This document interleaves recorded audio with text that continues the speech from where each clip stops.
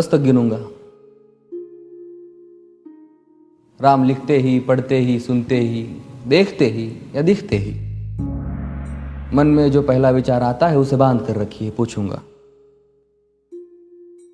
1 2 3 4 5 6 7 8 9 9 9। हाथ काट कर रख दूंगा ये नाम समझ आ जाए तो। कितनी दिक्कत होगी पता है राम समझ आ जाए तो। भाई राम राम तो कह लोगे पर राम सा दुख भी सहना होगा। पहली चुनौती ये होगी कि मर्यादा में रहना होगा। और मर्यादा में रहना मतलब कुछ खास नहीं कर जाना है, बस त्याग को गले लगाना है और अहंकार जलाना है। अब अपने राम लला के खातिर इतना ना कर पाओगे और शबरी का जूठा खाओगे तो पुरुषोत्तम कहलाओगे। काम क्रोध के भीतर रहकर तुमको शीतल बनना होगा। बुद्ध भी जिसकी इच्छाओं में बैठे वैसा पीपल बनना होगा ये सब कुछ, और वो भी शून्य में रहकर प्यारे। तभी तुमको पता चलेगा कि कितने अद्भुत राम हमारे। सोच रहे हो कौन हूं मैं? चलो बता ही देता हूं। तुमने ही तो नाम दिया था मैं पागल कहलाता हूं। नया नया हूं यहाँ पे तो ना पहले किसी को देखा है। वैसे तो हूं त्रेता से, मुझे कृष्ण किसी ने कलयुग भेजा है। भाई बात वहां तक फैल गई है कि यहाँ कुछ तो मंगल होने को है कि भरत से भारत हुए राज में सुना है राम जी आने को है। बड़े भाग्यशाली हो तुम सब। नहीं, वहां पे सब यही कहते हैं कि हम तो राम राज्य में रहते थे पर इन सब में राम रहते हैं। यानी तुम सब में राम का अंश छुपा है। नहीं मतलब वो तुम में आते हैं रहने।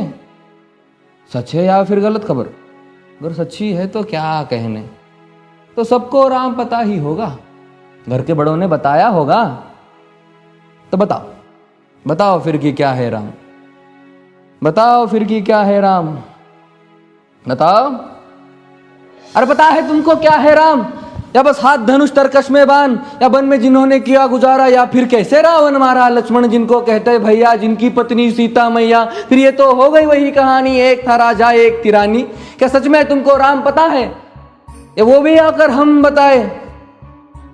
बड़े दिनों से हूं यहां पर, सब कुछ देख रहा हूं कब से। प्रभु से मिलने आया था मैं, उन्हें छोड़कर मिला हूं सबसे। एक बात कहूं अगर बुरा ना मानो, नहीं तुम तुरंत ही क्रोधित हो जाते हो। पूरी बात तो सुनते भी नहीं, सीधे घर पर आ जाते हो। ये तुम लोगों के नाम जपो में पहले सा आराम नहीं। ये तुम लोगों के नाम जपो में पहले सा आराम नहीं। इस जबरदस्ती के जय श्री राम में सब कुछ है, बस राम नहीं। ये राजनीति का दाया बाया जितना मर्जी खेलो तुम। दाया बाया, अरे दाया बाया ये तुम्हारी वर्तमान प्रादेशिक भाषा में क्या कहते हो उसे? हाँ वो लेफ्ट एंड राइट। ये राजनीति का दाया बाया जितना मर्जी खेलो तुम चेतावनी को, लेकिन मेरी अपने जहन में डालो तुम। निजी स्वार्थ के खातिर अगर कोई राम नाम को गाता हो तो खबरदार अगर जुर्रत की और मेरे राम को बांटा तो। भारत भू का कवि हूं मैं, तभी निडर हो कहता हूं राम है मेरी हर रचना में। मैं बजरंग में रहता हूं, भारत की नींव है कविताएं और सत्य हमारी बातों में। तभी कलम हमारी तीखी और साहित्य हमारे हाथों में।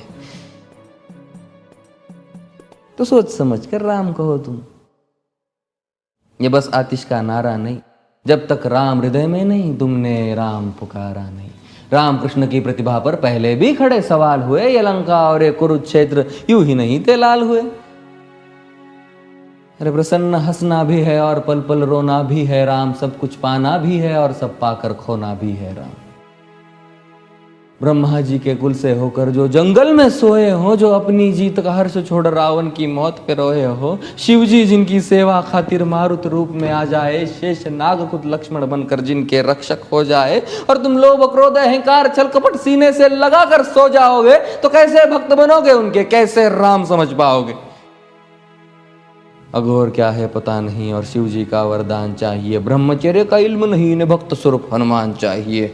भगवा क्या है पता, लहराना सबको होता है पर भगवा क्या है वो जाने जो भगवा ओढ़ के सोता है। राम से मिलना, राम से मिलना, राम से मिलना है ना तुमको? निश्चित मंदिर जाना होगा पर उससे पहले भीतर जा संग अपने राम को लाना होगा। जय सिया राम। और हाँ, अवधपुरी का उत्सव है, कोई कसर नहीं, सब खूब मनाना। मेरे प्रभु है आने वाले, रथ को उनके खूब सजाना। वो द्वापर में कोई राह तके है, मुझे उनको लेने जाना है। चलिए तो फिर मिलते हैं, हमें भी अयोध्या आना है। जय सिया राम। फिर से